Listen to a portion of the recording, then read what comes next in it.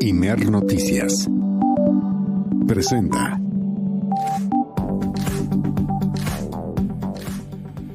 Muy buenas tardes, bienvenida, bienvenido, bienvenide a El Acento, tu punto de referencia. Hoy es el lunes 21 de abril de 2025. Es un día histórico. Este día murió el Papa Francisco a los 88 años de edad en su departamento en la Casa Santa Marta en el Vaticano.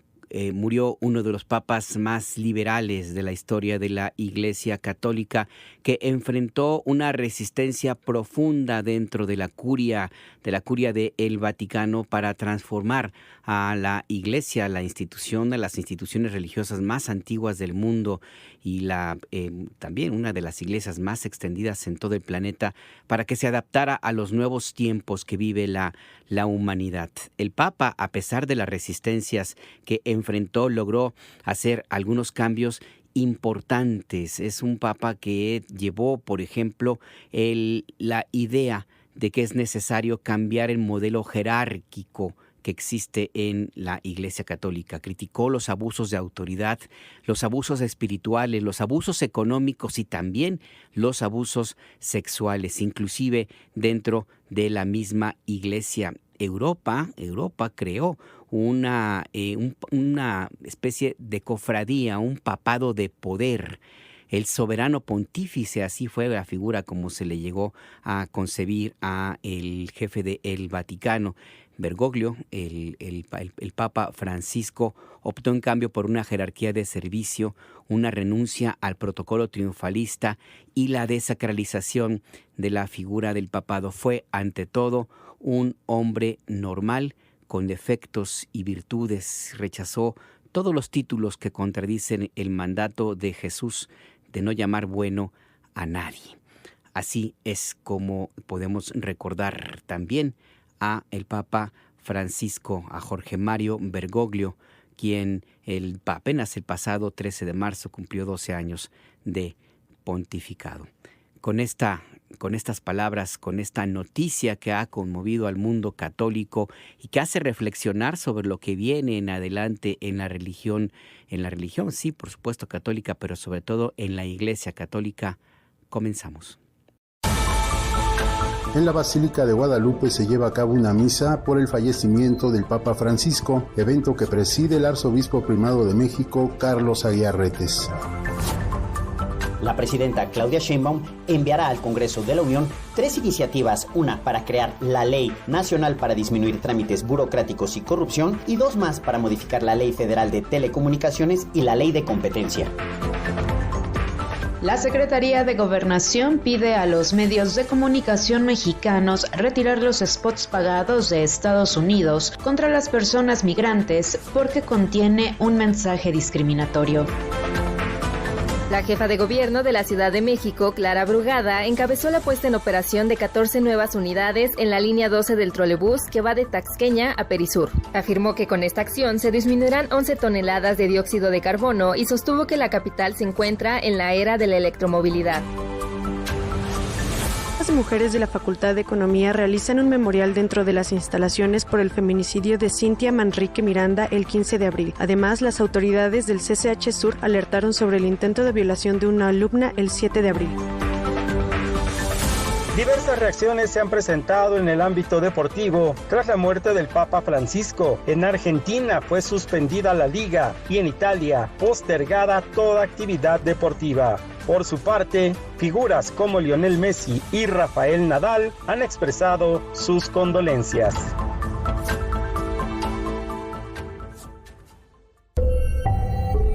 Imer Noticias presenta El Acento, con Alberto Nájar, tu punto de referencia. Para no hacer de mi icono pedazos, para salvarme entre únicos e impares, para cederme lugar en su Parnaso, para darme un rinconcito en sus altares. Me vienen a convidar a arrepentirme, Me vienen a convidar a que no pierda, me vienen a convidar a indefinirme, me vienen a convidar a tanta mierda. Yo no sé lo que es el destino, caminando fui lo que fui. Silvio Rodríguez con esta canción El Necio, que es una manera muy latinoamericana de describir a el Papa Francisco, a Jorge Mario Bergoglio, quien hasta el último día, hasta el último respiro mantuvo su misma posición. No hay que olvidar que en las últimas horas, en los últimos días, el Papa mantuvo una agenda importante con todas las limitaciones que le implicaba la enfermedad de la que estaba convaleciente, una neumonía doble. Tuvo el valor de plantar cara a J.D. Vance, el vicepresidente de Estados Unidos, que fue ahí al Vaticano, y enfrente de él el Papa habló sobre la importancia de respetar la vida y los derechos humanos de las personas migrantes, que personajes como Donald Trump y J.D. Vance han pisoteado y pretenden imponer al mundo occidental pues una moralina, una manera de ver la vida, de entender las relaciones humanas, donde no se respetan básicamente los derechos humanos y donde se pretende imponer la jerarquía de unos cuantos en contra de las grandes mayorías. Se pretende regresar los tiempos del siglo XIX. En estos momentos hay movimientos importantes que pretenden quitar los derechos, ir hacia atrás en nuestra historia y en nuestras libertades. Y contra eso precisamente el Papa Francisco también se enfrentó desde su posición, que no es nada sencillo ser el jefe del Vaticano, de la Iglesia Católica, que tiene una larguísima tradición de conservadurismo. El Papa Francisco, como le comentaba, murió este lunes a los 88 años en su casa, en su departamento de la Casa Santa Marta en el Vaticano. El Vaticano precisó justo hace unos minutos en un comunicado que la muerte de Francisco se debió a un derrame cerebral que lo llevó a un coma y a una posterior insuficiencia cardíaca irreversible. El 13 de marzo, Jorge Mario Bergoglio cumplió 12 años de pontificado. Estaba en el hospital del que fue dado de alta. 10 días después estuvo casi mes y medio, 38 días internado por una neumonía bilateral, una neumonía doble. Además de lamentar la muerte del Papa, ha habido diversas reacciones en todo el mundo, de mandatarios, de líderes religiosos, de políticos, deportistas. Todo el mundo lamenta la muerte de Francisco. En México, la Conferencia del Episcopado Mexicano destacó su humildad, valentía y ternura, y en un comunicado señala la Conferencia del Episcopado: nos legó un testimonio de una fe viva, un corazón misericordioso y una incansable dedicación a los más pobres y olvidados. Este mediodía se celebró una misa en memoria del Papa Francisco en la Basílica de Guadalupe, y a la 1:00 p.m. los templos católicos hicieron repicar las campanas en señal de duelo. Precisamente en la Basílica de Guadalupe, donde se ha concentrado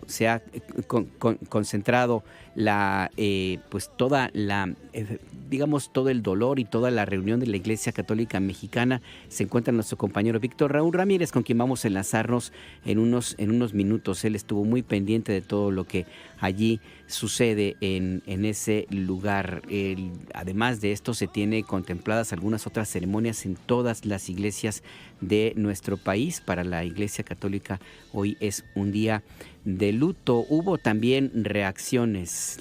Por ejemplo, la presidenta Claudia Sheinbaum lamentó desde la madrugada, a través de un mensaje en redes sociodigitales, la muerte del Papa Francisco, a quien describió como un humanista que optó por los pobres, la paz y la igualdad. En su conferencia de prensa matutina en Palacio Nacional, la presidenta dijo que el Papa siempre estuvo cerca de los más humildes y calificó su muerte como una pérdida dolorosa. Vamos a escuchar.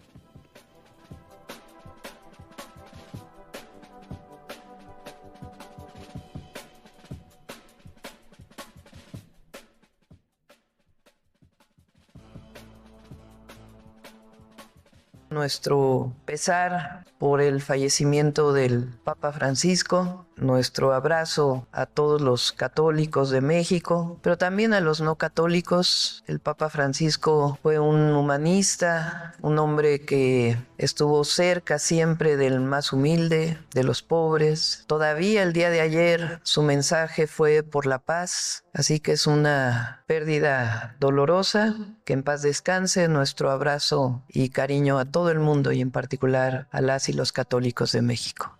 La presidenta Sheinbaum dijo que fue un privilegio que la recibiera en febrero de 2024. Ella se reunió con el Papa Francisco en su casa, en su departamento, en la Casa Santa Marta, en el Vaticano. Escuchemos.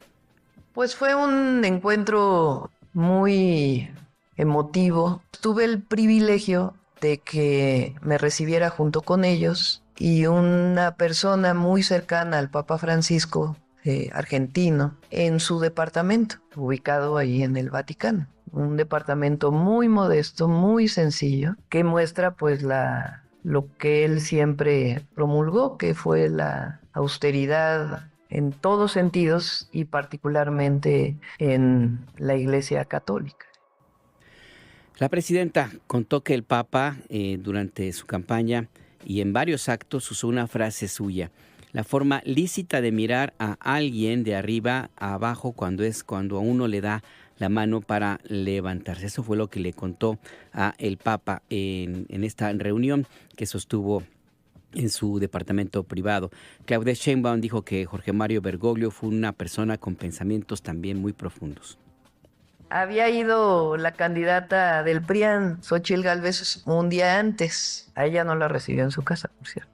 En la parte de abajo fue recibir. Y me dijo, vino hace unos días una mujer, una buena mujer, dijo, que va a competir por la presidencia de México. Y me dijo que había otra mujer que también iba a competir por la presidencia de México. Y le dije, pues soy yo su servidor, Francisco. Yo le dije la frase que siempre uso en las asambleas, que la he dicho muchas veces, de él, que me parece que en muy pocas palabras muestra su humanismo y además lo que debemos ser todas las personas, todos los seres humanos, que es que la única forma lícita de mirar a alguien de arriba a abajo es cuando uno le da la mano para levantarse. Ese pensamiento lo he dicho incluso en mi campaña, lo dije muchas veces, porque es muy hermoso, es decir, los seres humanos somos iguales, las personas somos iguales y siempre debemos vernos a los ojos, de frente. Nadie debe ver nunca discriminatoriamente de arriba a abajo a otra persona, como si alguien fuera más que otra. Y la única manera que debe hacerlo es cuando uno le da la mano para levantarse. Entonces la comenté, él me mostró un cuadro que justamente era esa frase representada en un cuadro que tenía él. Y de ahí pues me platicó algo de su vida, un hombre además con muy buen sentido del humor. Y estuve casi una hora ahí. La verdad, un privilegio, un hombre muy sabio, que en muy pocas palabras decía pensamientos muy profundos. Ahí pues lo que mencionó la presidenta Claudia Sheinbaum en la mañanera del pueblo de este lunes. Mañana se va a presentar un documento que el gobierno de México prepara a propósito de el Papa Francisco. Ahora sí vamos a la Basílica de Guadalupe con Víctor Raúl Ramírez. Víctor, buenas tardes. ¿Qué sucede ahí? Cuéntanos.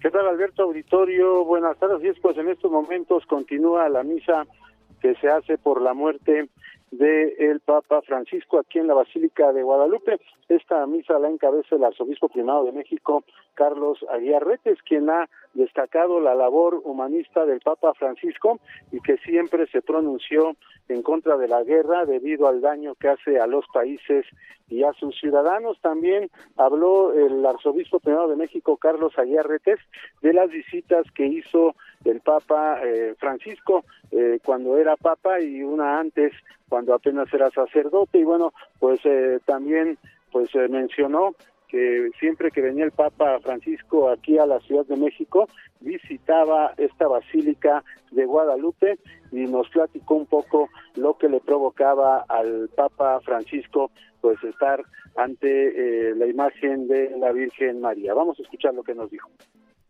Después de la visita del 2016, muchos de ustedes recordarán, el Papa Francisco pidió y estuvo frente a nuestra Madre y me dijo, él dice, Carlos, No me di cuenta del tiempo que pasaba hasta que fueron por mí y me dijeron: Santo Padre, la multitud está esperándolo. Y tuve que dejar a nuestra madre. Por eso este es el lugar preferido del Papa Francisco y por ello hoy aquí, ante nuestra madre, le pedimos por su llegada a la casa del Padre. Bueno, pues hay que mencionar que la Basílica se encuentra a tope debido a esta misa en que se le está brindando al Papa Francisco. Todavía está en proceso esta misa y en algunos minutos van a tocar pues las campanas en honor al Papa Francisco. Ese es mi reporte. Muchas gracias, Víctor Raúl Ramírez. Entonces, ¿hay mucha gente ahí?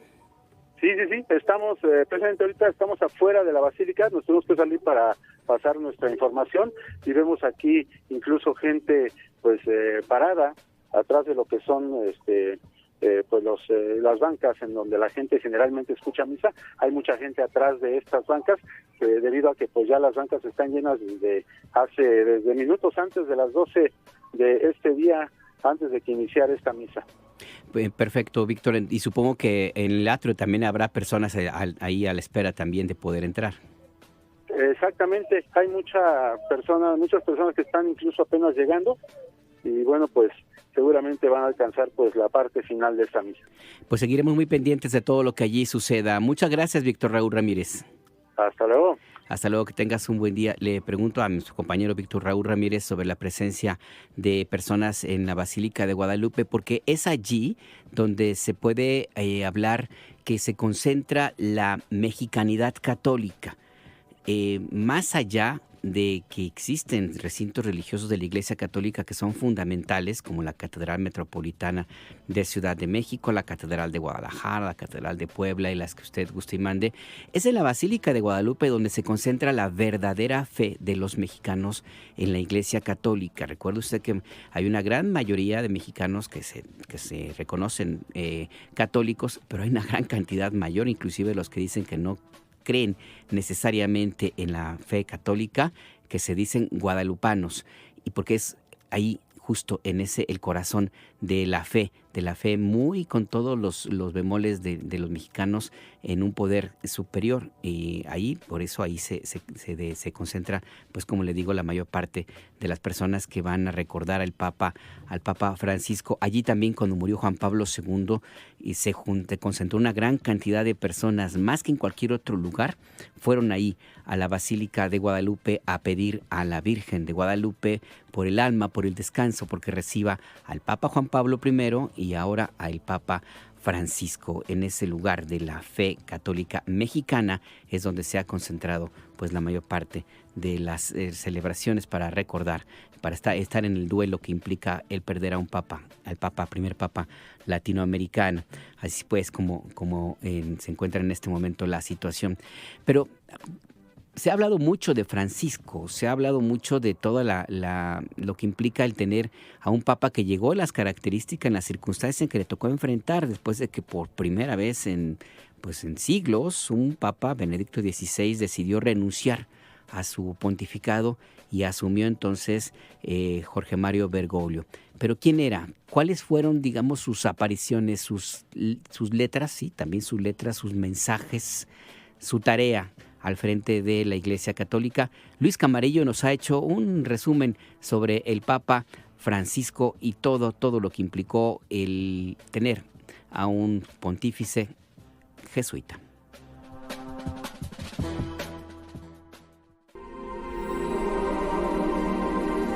Apostólica Sedes Vacans o Sede Vacante en español se puede leer en las cuentas sociodigitales oficiales del Papa Francisco, donde un día previo a su muerte y con motivo de la Pascua se publicó: Cristo ha resucitado. Estas palabras capturan todo el sentido de nuestra existencia, ya que no fuimos creados para la muerte, sino para la vida. Y es que a lo largo de su pontificado, Francisco expresó en homilías, redes sociodigitales, entrevistas y otras conversaciones en diferentes escenarios, diversas frases que hacían referencia a su punto de vista sobre la migración, la desigualdad social, la diversidad sexual, el capitalismo, la pobreza y la riqueza, la guerra y el cambio climático. Estas fueron duramente criticadas por líderes de derecha, incluso por propios miembros de la Iglesia Católica, quienes por su estilo, así como sus planes de reforma, veían a Francisco más como un obstáculo.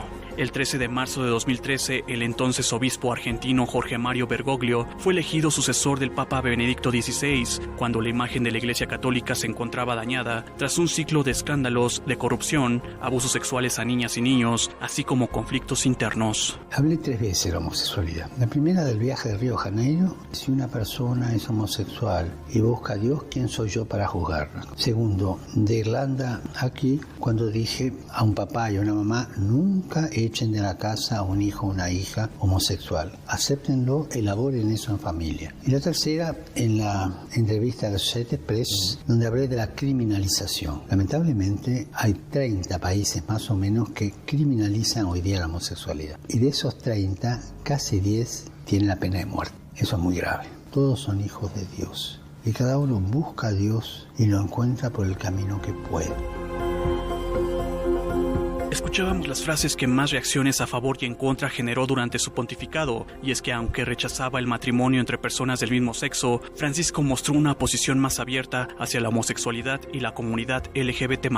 Incluso en febrero de 2024, en entrevista para la revista Cridere, el jesuita expresó: nadie se escandaliza si doy mi bendición a un empresario que quizás explota a la gente, y esto es un pecado gravísimo, mientras se escandalizan si le doy mi bendición a un homosexual. Esto es hipocresía. La hipocresía de miembros y fieles de la Iglesia fue duramente criticada por el primer Papa latinoamericano, quien en 2013, durante una homilía en la Casa Santa Marta, señaló que es mejor ser un ateo que actúa con bondad que un cristiano que no actúa con rectitud. Esta es la revolución del Vangelo. Donde está el Evangelio, hay revolución. Es como si Jesús dijese: adelante ustedes que llevan en el corazón el misterio de un Dios que ha revelado su omnipotencia en el amor y el perdón. ¿Cuántas veces vemos el escándalo de aquellas personas que van a la iglesia y se pasan el día ahí, o van todos los días, y después viven odiando a los demás o hablando mal de la gente? Esto es un escándalo. Es mejor no ir a la iglesia. Vive así como un ateo. Pero si vas a ir a la iglesia, vive como un hijo, como un hermano, y da un auténtico testimonio, no un contratestimonio. No una contratestimonianza.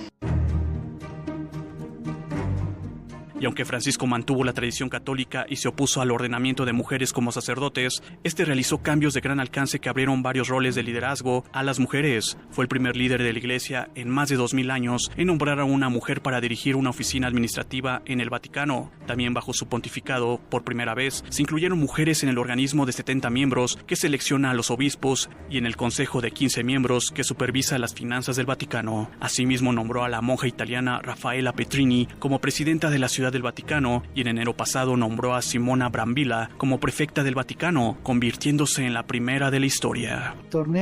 Volvamos a la fuerza de la mujer. Hay que tomarla en serio y no utilizarla solamente como publicidad de maquillaje. Por favor, esto es un insulto a la mujer. La mujer está para cosas mayores. Los escándalos de encubrimiento de abusos a infancias en la Iglesia Católica marcó no más, no menos el pontificado de Francisco, tanto como el de sus antecesores Juan Pablo II y Benedicto XVI, y aunque el jesuita impulsó una serie de reformas, no solo para que no vuelvan a ocurrir los abusos, sino también para avanzar en la reparación de las víctimas, hasta este día esta intención es cuestionada por las mismas. Abusar de niñas y niños es una enfermedad, y debemos esforzarnos más en la selección de los candidatos que quieran ser sacerdotes, expresó Francisco en octubre de 2021. Deseo expresar a las víctimas mi tristeza y mi dolor por los traumas que han sufrido y mi vergüenza por la demasiada larga incapacidad de la Iglesia de ponerlas al centro de sus preocupaciones. Aseguro mi oración. Y recemos todos juntos. A ti, Señor, la gloria, y a nosotros la vergüenza. Este es el momento de la vergüenza. Cuando Jorge Mario Bergoglio fue elegido papa, expresó al mundo que quería una iglesia más austera y al servicio de los más necesitados. Al provenir de la Compañía de Jesús, una orden enfocada en la reconciliación y la justicia social, Francisco siempre se mostró en contra de la desigualdad social y no perdía la oportunidad para reprochar duramente las consecuencias del capitalismo. El tema de su congreso pone una gran El tema de su congreso plantea un gran reto para ustedes y para muchos otros en el mundo empresarial. Crear una nueva economía para el bien común. No cabe duda de que nuestro mundo necesita urgentemente una economía diferente, que haga vida y no mate, que incluya y no excluye, y que humanice y no deshumanice, que cuide la creación y no la expolie. Si prende cura del creato e non lo depreda. Otro de los temas recurrentes en la agenda del Papa fue la migración, y siempre se mostró a favor de las personas migrantes y en contra de los muros. En 2017, en su encuentro con el presidente electo de los Estados Unidos, Donald Trump, Francisco expresó su incomodidad y molestia con el republicano antimigrantes. Este pensamiento no puede permanecer cerrado dentro de los confines de la comunidad cristiana. Debe ser escuchado con vigor fuera, en un contexto social y civil. Suena como un llamado a no levantar muros, sino puentes, para no responder al mal con el mal, sino vencer el mal con el bien. Responder a una ofensa con perdón. Un cristiano nunca puede decir, te haré pagar por eso. Nunca. Eso no es un gesto cristiano. Una ofensa es vencida con perdón, viviendo en paz con todos. A vivere in pace con tutti.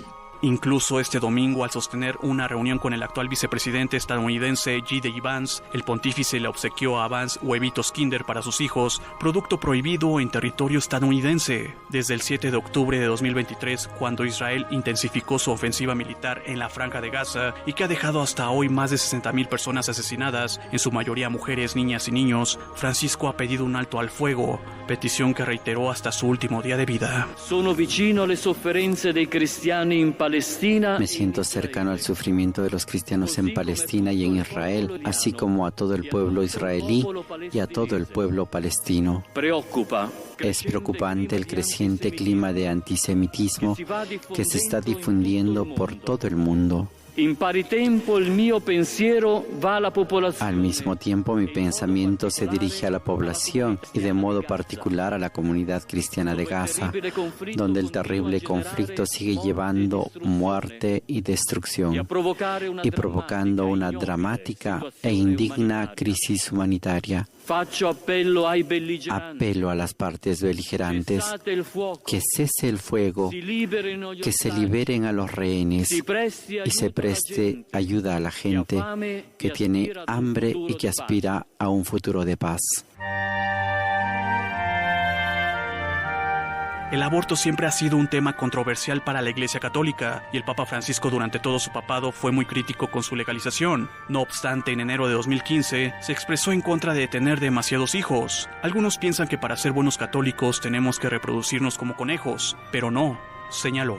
También el líder de la Iglesia Católica llegó a opinar sobre los medios de comunicación, a quienes acusó de cometer 4 pecados como la desinformación, la calumnia, la difamación y la acroprofilia, que es querer cubrir siempre escándalos y cosas desagradables. Non ti importa che siamo perduti. Como millones de personas en el mundo, Francisco enfrentó la pandemia de COVID-19 y uno de los momentos que más impactaron en su pontificado fue cuando Francisco hizo su oración en soledad en una plaza de San Pedro completamente vacía. Para Imer Noticias, Luis Camarillo Carvajal.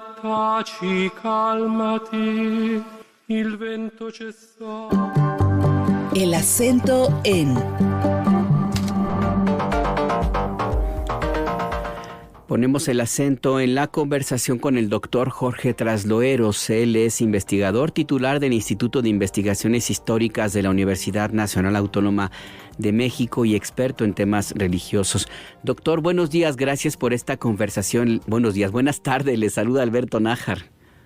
Muy buenas tardes, Alberto, ¿cómo le va? Mucho gusto en saludarle. Igualmente, doctor. El Papa Francisco dejó este espacio terrenal.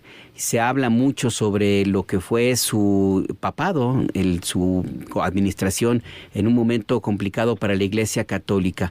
¿Qué decir de Jorge Mario Bergoglio? ¿Qué legado deja el Papa Francisco, doctor? Mire, yo creo para entender el legado del Papa hay que verlo en dos dimensiones, ¿sí? La histórica es muy importante. En los años 60 del siglo pasado se celebra el Concilio Vaticano II, que es un impacto muy profundo dentro de la Iglesia. La reforma que va a marcar el tercer milenio, tan importante como el Cuarto Concilio de Letrán de 1215.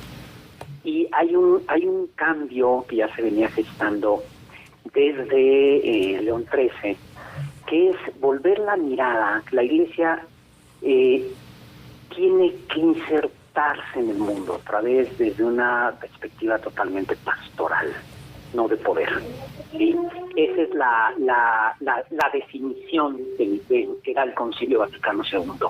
Una iglesia de pastores, una iglesia pastoral que se haga cargo, como muy bien dice el concilio, de las penas, de las cuitas y de las esperanzas de la humanidad. Entonces, es una iglesia que se mueve totalmente hacia lo pastoral. Y en esta perspectiva hay una solución de continuidad desde Juan XXIII, Pablo VI, Juan Pablo I, II, Ratzinger y Francisco.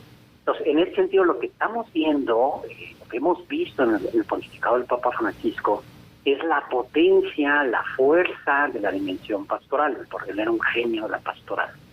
Entonces, en ese sentido, tenemos un Papa, sí, profundamente reformador, pero en el sentido que siempre ha entendido la Iglesia en su reforma, ¿no? Ecclesia siempre reformanda, dice el dicho, y siempre va a decir, pues tratando de volver siempre al origen, ¿sí? A esa Iglesia cada vez más cercana a la gente, cada vez más pastoral, una Iglesia en donde los laicos tengan una participación importantísima. Entonces, en la perspectiva histórica, este es el Papa que hemos visto. Ahora, en lo coyuntural, en su estilo personal, ahí es donde hay cosas verdaderamente maravillosas. Yo creo que la palabra, estoy convencido, que la palabra que marca este pontificado es misericordia, que de hecho es el lema del Papa, ¿no? Es cuando Jesús ve a Mateo, que es cobrador de impuestos, lo ve con misericordia y lo llama a ser su discípulo, ¿no? Entonces, el Papa inventó un verbo, misericordiar, ¿no? Es decir, hay que ver al mundo con misericordia. Y esto hoy en día es muy revolucionario, es muy contracultural. Lo que marca nuestra cultura, y esto está en el origen de la violencia que vivimos, es, además del crimen y todo esto, pero la violencia cotidiana es la política de las identidades. Parece que el ser humano vale por la identidad que escoja y no por el solo hecho de ser humano. Y esto es lo más profundo de este pontificado.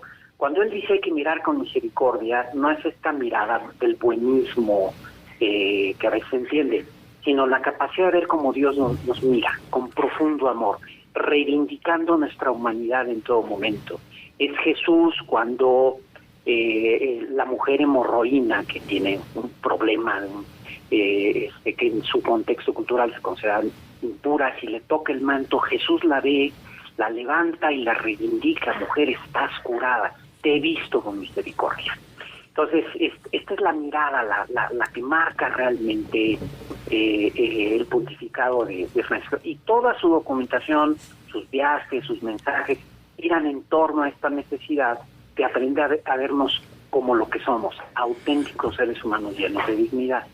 Y esto es totalmente contracultural, es totalmente, yo diría, eso sí, revolucionario. Y eso también es solución de continuidad con toda esta tradición que vamos hablando de la Iglesia, una Iglesia cada vez más católica. Doctor, si nos atenemos a este sentido que usted nos señala, que el legado del Papa hay que verlo en esta forma, inclusive el verbo que inventó, misericordiar, y si usted lo define como algo contracultural, hablamos entonces de una resistencia fuerte dentro de la misma Iglesia Católica y alrededor de la Iglesia, todos los poderes económicos y políticos que confluyen. ¿Hasta dónde esta situación de su muerte, de la muerte de Francisco, en estas circunstancias en que se encuentra el mundo, y tomando en cuenta que la Iglesia también es sensible a lo que sucede alrededor de sí misma, puede derivar en que se haga un intento por echar hacia atrás, por detener los avances que el Papa Francisco logró en su pontificado? Mire, no lo creo por la dimensión histórica que hablábamos al principio. Es decir, es el camino que ha marcado la Iglesia, ¿no? Lo que el Papa dice, la sinodalidad.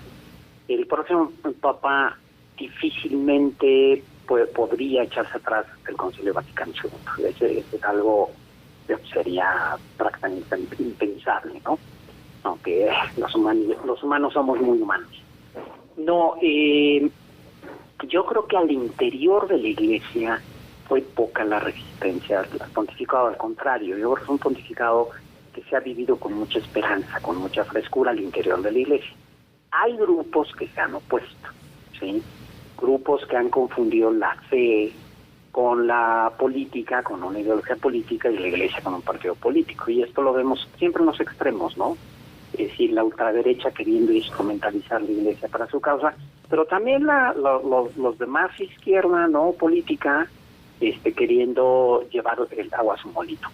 Pero la verdad es que la Iglesia no cabe en la geometría política.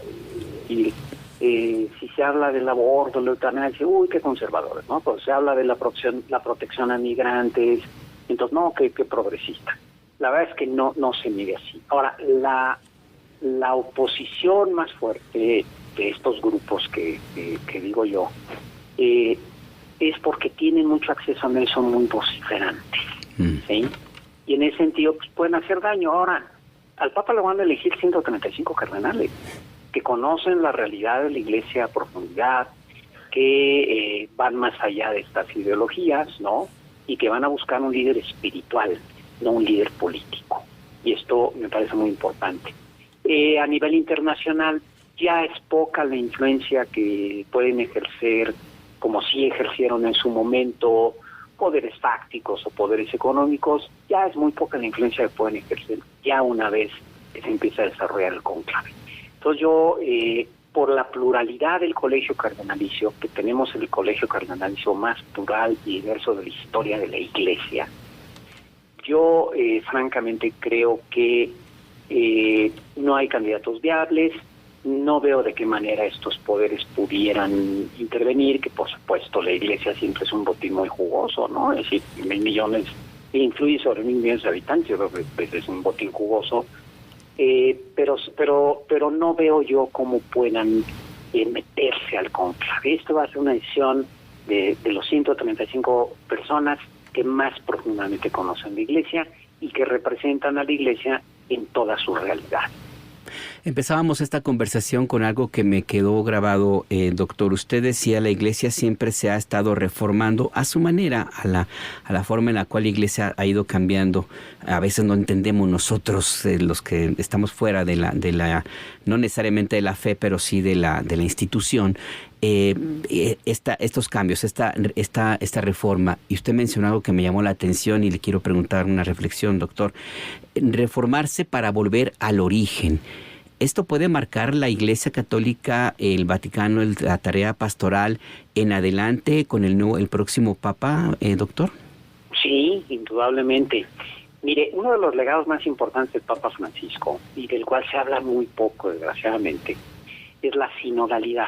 Él emprendió un camino de reforma muy profundo en esta idea de recuperar los orígenes de la Iglesia, con su iniciativa que ya tiene muchísimos años sobre la sinodalidad. Hizo un sínodo sobre la sinodalidad. ¿Qué significa esto? La sinodalidad es la capacidad de la Iglesia de ser comunidad y caminar como comunidad. El sector del clero, el sector de los religiosos, el sector de los laicos, sí conforman los 3 puntos en los cuales se levanta la Iglesia, ¿no? Y desde el origen de la Iglesia, esta comunión entre sectores ha sido muy, muy importante, ¿sí? Y en ese sentido, recuperarla, que es la gran iniciativa del Papa, es volver a que la Iglesia aprenda a caminar en comunidad, ¿sí? Esto viene desde el Concilio Vaticano II. Desde el Concilio Vaticano II reconstituye el sínodo de obispos, por ejemplo, ¿no? Y el Papa ha insistido mucho en esto.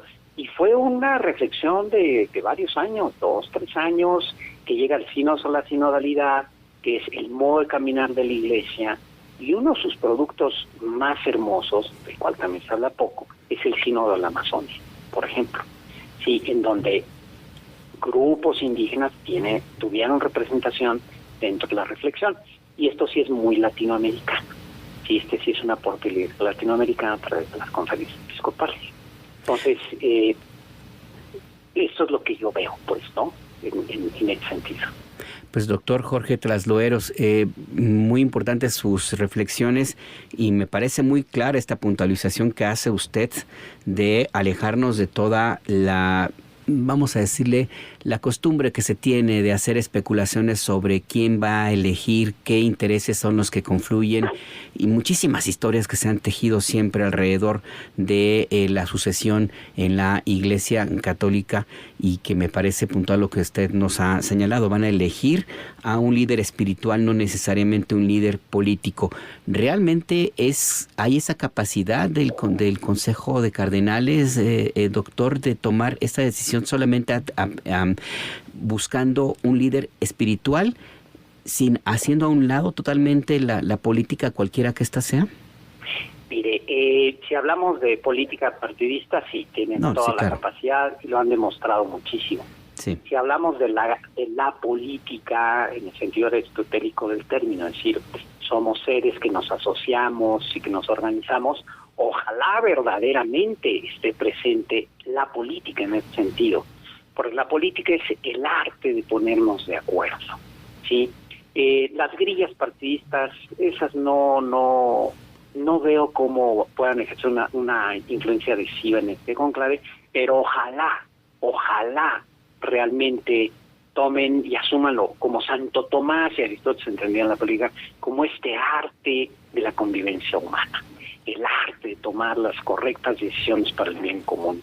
Eso sería deseable.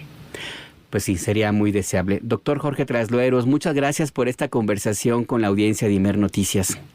Al contrario, muchísimas gracias por la oportunidad y un abrazo y veamos estos tiempos con esperanza. Veamos estos tiempos así como usted lo plantea. Que tenga buena tarde.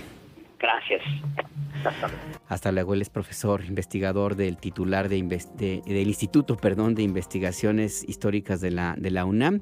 Y estas reflexiones, es importante también tener este punto de vista porque no necesariamente todo va a confluir con la manera en la cual nosotros vemos desde afuera de la Iglesia, pues digo, no formando parte de la estructura de la Iglesia, a eso me refiero, todo lo que se puede tomar de decisiones y lo que ocurre allí dentro. Es una institución que tiene una larguísima historia. Si nos atenemos al Nuevo Testamento, pues hablamos de más de 2000 años. O sea, no hay ninguna sociedad como las que tenemos ahora que haya tenido la experiencia que tiene la Iglesia Católica, y es importante siempre volver a el origen de lo que ocurre allí dentro, porque no necesariamente la forma como nosotros vemos el mundo es como se ve desde adentro. Recuerde usted que la formación educativa que tienen quienes forman parte de la estructura de la Iglesia, pues pasa justamente por cumplir esa misión, la misión que ha dejado Cristo al fundar la Iglesia Católica, y por eso es importante lo que señala nuestro entrevistado, que luego de pronto se pierde de vista. El simple hecho que se haya elegido a un papa jesuita, como fue Francisco, habla de esa herencia que en algún momento, y también hay que decirlo de esa manera, trató de borrarse en el papado de Juan Pablo II. La herencia del Concilio Vaticano II, la opción por los pobres, la teología de la liberación que estuvo muy, muy presente en América Latina y de la cual, de alguna u otra manera, Jorge Mario Bergoglio fue parte, porque él era jesuita, sacerdote ya, en los tiempos en que la teología de la liberación era el sino, la manera de entender la Iglesia Católica en América Latina. Esta historia sobre lo que va a ocurrir en adelante con la Iglesia Católica empieza a escribirse. Estamos muy, muy pronto para saber qué es lo que va a ocurrir, pero ya empiezan todas las reacciones. Como le decía, la Iglesia Católica y lo que ocurre alrededor de esta institución no puede alejarse, no puede entenderse como un ente aislado, como se pretendió durante algún tiempo, sobre todo por los grupos conservadores dentro también de la Iglesia, sino como parte de la estructura humana completa. No solamente los católicos, sino los no católicos. El Papa Francisco fue un promotor muy tenaz de la relación entre las distintas creencias, porque al final del día todos tienen esa idea de creer en un poder superior, en algo más allá de nosotros mismos, y es lo que une a la humanidad. Y en ese sentido, después de de las primeras horas tras la muerte del Papa Francisco, pues ha habido expresiones de solidaridad y de pésame también de distintas ideologías que han expresado su sentir por la muerte del Papa. Donald Trump es uno de ellos. Escribió en su red Truth Social: descanse en paz, Papa Francisco, que Dios lo bendiga a él y a todos sus seres queridos. Lo que significa el mensaje de Donald Trump.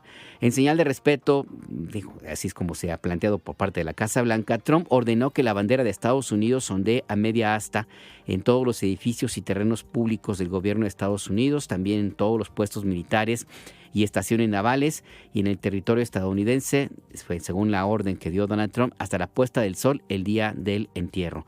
A su vez, el secretario general de Naciones Unidas, Antonio Guterres, destacó esto. El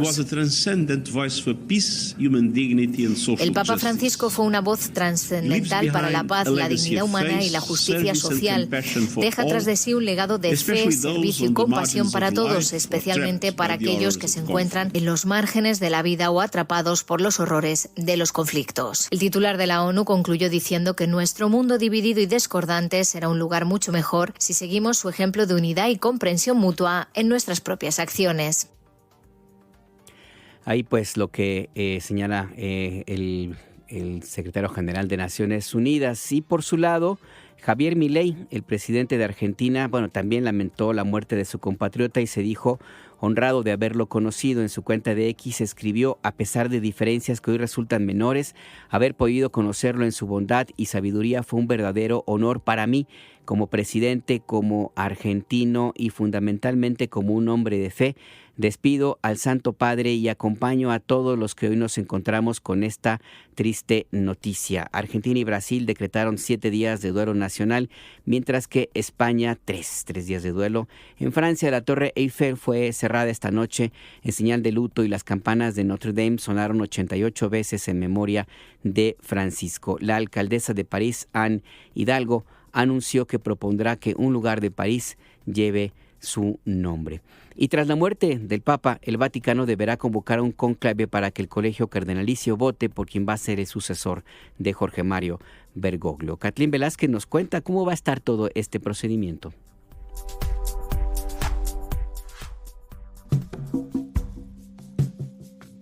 Tras el fallecimiento del Papa Francisco a sus 88 años de edad, el camarlengo Ken Joseph Farrell estará temporalmente a cargo del Vaticano y presidirá la Cámara Apostólica durante la sede vacante hasta que se elija al nuevo sucesor de Francisco. Para definir quién será el próximo Papa, la Santa Sede deberá organizar un cónclave, tal como lo establece la Constitución Apostólica Universi Dominici Gregis. En la reunión realizada por el Colegio Cardenalicio de la Iglesia Católica, que durará un aproximado de 2 semanas, un cardenal deberá recibir una mayoría de 2/3 de los votos para ser elegido como el próximo pontífice. De no ser el caso, la votación se repetirá. ¿Quiénes son los cardenales preferiti a ocupar el cargo? Matteo Zuppi, cardenal italiano y presidente de la Conferencia Episcopal Nacional, destaca por su perfil pacifista y afinidad a los movimientos sociales. Lo ha posicionado como uno de los favoritos en los sectores progresistas del catolicismo europeo. Dentro de la Iglesia ha sido reconocido por sus labores de mediación de conflictos. En 2023, el pontífice lo designó para buscar la paz entre Ucrania y Rusia. ¿Quién Pietro Parolin, también cardenal italiano y actual secretario del Estado del Vaticano. Ha sido reconocido por sus habilidades diplomáticas. Realizó misiones por distintas partes del mundo, entre ellas Nigeria, Medio Oriente, China y Corea del Norte. En 2009 representó a la Santa Sede en Venezuela. Peter Turkson, cardenal de Ghana. De conseguir el mínimo de 2/3 en las votaciones, se convertiría en el primer papa negro de la historia. En 2013 fue uno de los favoritos del cónclave en el que Jorge Mario Bergoglio, el Papa Francisco, fue electo. Ha sido conocido por sus posturas liberales respecto a la justicia social y derechos humanos. Está en contra de la criminalización de la homosexualidad. En 2015 ayudó a escribir la encíclica del Pontífice sobre el cambio climático. Luis Antonio Tagle, cardenal de Filipinas. Desde 2019 es el prefecto de la Congregación para la Evangelización de los Pueblos. Pertenece y preside el Dicasterio para la Pastoral de los Migrantes e Itinerantes. Se ha destacado por su defensa e inclusión de la comunidad LGBTIQ+, y su cercanía a los pueblos más vulnerables. Peter Erdo, cardenal de Hungría. En 2 ocasiones ha sido electo como jefe del Consejo de Conferencias Episcopales Europeas. Ha sido considerado como conservador. Ha mostrado rechazo contra la aceptación de refugiados y la libre interpretación de la doctrina, tal como es el caso del celibato opcional para los padres. Ha señalado que está preocupado por la crisis de vocación de la Iglesia. Raymond Leo Burke, cardenal de Estados Unidos. Ha expresado su desacuerdo con las posturas sostenidas por el Papa Francisco en relación a su visión del divorcio y los derechos de la comunidad LGBTIQ+. En 2014 calificó a la Iglesia como un barco sin timón. México, aunque no están entre los favoritos, 2 cardenales mexicanos participarán en el cónclave. Ellos son el cardenal Carlos Aguiar Retes, arzobispo primado de México, y el cardenal José Francisco Robles Ortega, arzobispo de Guadalajara. Para Imer Noticias, informó Kathleen Velázquez. Hay pues algunas de las primeras listas de nombres de los cardenales que podrían tener alguna posibilidad de ser elegidos como el sucesor de Francisco para asumir el papado, para asumir la jefatura de la Iglesia Católica. Es, como le digo, pues parte de lo que se menciona con base en las actividades, las tareas, los análisis que se llevan a cabo. Al final del día, quienes van a tomar la decisión con base también en su propia idea de lo que debe ser la Iglesia Católica, su propia experiencia y también lo que ahí se converse y lo que exista dentro de las negociaciones y todo lo que hay ahí de pláticas dentro de la Iglesia, pues van a ser los cardenales. Vamos a estar muy pendientes de todo lo que suceda. Es un tema que nos va a ocupar la atención porque lo merece. Es un momento histórico durante los próximos días. Y mientras tanto, pues le comento que hay varias reacciones. Una de ellas, la del expresidente Enrique Peña Nieto, quien lamentó la muerte de Francisco. Él escribió en su cuenta de X su más sentido pésame, lamentó el fallecimiento del Papa Francisco, a quien dijo: tuve el honor de recibirlo en México en su visita de Estado, donde realizó un intenso peregrinaje llevando un mensaje de fe, amor y fraternidad a todos los mexicanos. Descanse en paz, escribió Enrique Peña Nieto. ¿Por qué se lo comento? Bueno, porque a él le tocó cuando fue elegido Francisco como Papa. Y pues le tocó también estar en el gobierno de México en un momento muy crítico para la Iglesia Católica Mexicana, que recuerda usted estaba envuelta en un escándalo por la protección de algunos cardenales y obispos, arzobispos, a perpetradores, a violentadores sexuales de niñas y niños que fueron protegidos por algunos líderes de la cúpula católica de México. El Papa vino y habló claramente con ellos y pues tomó algunas decisiones que se notaron de inmediato con la pérdida de poder de algunos de estos líderes de la Iglesia Católica, Norberto Rivera entre otros, que dejó de tener todo el poder que tenía, y algunos más que protegieron a sacerdotes que abusaron de niñas y niños en su tarea religiosa. Vamos a ir a una pausa, pero lo quiero dejar un par de minutitos con Atahualpa Yupanqui, este cantautor icónico de América latina y una de sus preguntas a propósito de este tema. La canción se llama Preguntitas sobre Dios. ¿Dónde está Dios? Un día yo pregunté, abuelo, ¿dónde está Dios? Mi abuelo se puso triste y nada me respondió. Mi abuelo murió en los campos sin rezo ni confesión y lo enterraron los indios, flauta de caña y tambor.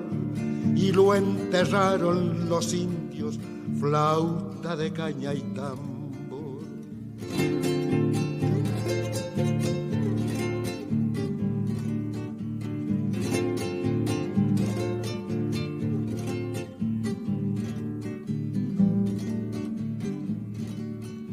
Al tiempo yo pregunté, Padre, ¿qué sabes de Dios? Al tiempo yo pregunté, Padre, ¿qué sabes de Dios? Mi padre se puso serio y nada me respondió. Mi padre murió en la mina, sin doctor ni protección. Únete a nuestro canal. Síguenos en X, Facebook e Instagram como Imer Noticias. Escríbenos. Manda un WhatsApp al 55 66 31 24 27. El acento.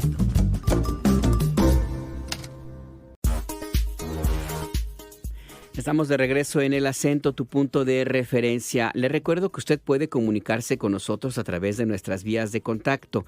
Por ejemplo, WhatsApp 5566-312427, 5566-312427. Escríbanos a @Imer_noticias, así nos encuentra en X, antes Twitter, y también en Threads, en hilos.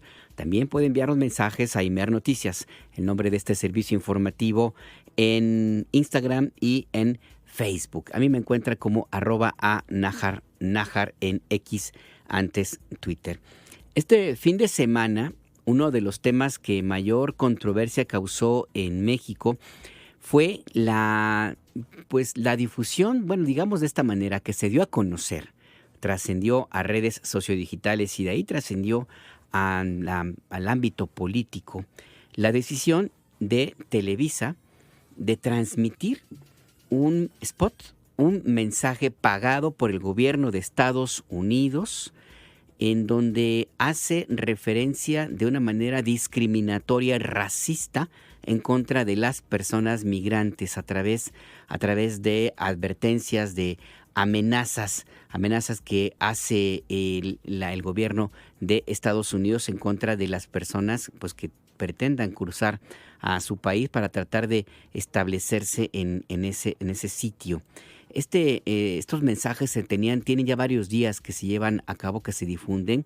De hecho, saltó a la conversación política porque Televisa lo transmitió a la mitad de un partido de fútbol de los más vistos, y pues la gente empezó a decir, bueno, pero ¿por qué pones este mensaje que de ataque en contra de los mexicanos? Porque los mexicanos, hay una buena cantidad de personas mexicanas que viven o tratan de vivir en Estados Unidos, y de ahí generó una polémica en las redes sociales. El Consejo Nacional para Prevenir la Discriminación, el CONAPRED, emitió una carta en donde señala pues que no está de acuerdo en esta circunstancia, donde advierte pues que esto es un mensaje discriminatorio. Televisa no ha emitido un posicionamiento al respecto de esta decisión de transmitir este mensaje que, entre otros elementos, está narrado por la secretaria de Seguridad Interior de Estados Unidos, Kristi Noem, que usted la conoce, pues tiene unas características ideológicas muy de ultraderecha, creo que inclusive es más derechista que Donald Trump, lo cual ya es decir, y pues Televisa se hizo cómplice de esta conversación, del mensaje. Televisa se volvió parte del mensaje de Donald Trump, de su propuesta ideológica, de su propuesta política, con lo cual contraviene algunas de las disposiciones legales en nuestro país. No solamente la cuestión ética, que ya de por sí, de suyo propio, tiene mucho mucho que decirse, sino también disposiciones legales. La presidenta Claudia Sheinbaum se refirió al tema en la mañanera del pueblo de este lunes. Y Abya Vargas, tú estuviste ahí. ¿Qué fue lo que sucedió? Buenas tardes, cuéntanos. Buenas tardes, Alberto. Un gusto saludarte a ti y todo el auditorio de Imer Noticias. Pues, así como lo adelantas, la presidenta de la República, Claudia Sheinbaum, anunció que enviará una iniciativa de reforma al Congreso de la Unión para prohibir spots publicitarios de gobiernos extranjeros con contenido discriminatorio en medios privados del país. La mandataria federal dio a conocer la iniciativa a la Ley Federal de Telecomunicaciones y Radiodifusión, luego de que, como bien lo dijiste, se transmitiera en medios nacionales, luego de un partido de fútbol, un spot con la campaña antiinmigrante del gobierno de Estados Unidos. Escuchemos a la presidenta. Parte de las reformas que vamos a enviar el día de hoy o mañana serán enviadas al Congreso para que pues ningún gobierno extranjero, ninguna entidad de ningún gobierno extranjero pues pueda pagar, porque el tema es que están pagando, para poder difundir estos anuncios, esta propaganda que pues tiene un mensaje discriminatorio, evaluado por la propia CONAPRED. La presidenta Claudia Sheinbaum informó que luego de que se transmitiera el spot, el Consejo Nacional para Prevenir la Discriminación, CONAPRED, recibió quejas por el contenido discriminatorio de la publicidad. Incluso, pues, Alberto, en conferencia matutina, la mandataria leyó el comunicado en donde la CONAPRED rechaza cualquier acto de discriminación y señaló que en los artículos 223 y 256 de la Ley Federal de Telecomunicaciones ya prohíben cualquier forma de discriminación en los contenidos difundidos por los medios. Así lo dijo. En este contexto, el Consejo Nacional para Prevenir la Discriminación ha recibido quejas ciudadanas relacionadas con el video difundido por la Secretaría de Seguridad de los Estados Unidos, que ha sido publicado en la televisión, así como en diversos medios de comunicación, y hace referencia a personas migrantes. Del análisis hemos encontrado que el spot contiene un mensaje discriminatorio que atenta contra la dignidad humana y que puede fomentar actos de rechazo o violencia hacia las personas en situación de movilidad. Y bueno, esto es muy importante, ya que la presidenta Claudia Sheinbaum recordó que en 2014 se eliminó un artículo de la ley que impedía precisamente transmitir publicidad con política o ideología, por lo que pues buscará reactivarla. Escuchemos. Decía, los concesionarios y permisionarios de radiodifusión y televisión en el país no podrán transmitir propaganda política, ideológica o comercial de gobiernos o entidades extranjeras, ni permitir que los medios de comunicación que operan en su concesión sean utilizados para fines que pueden influir en los asuntos internos del país. Esa es la información, Alberto.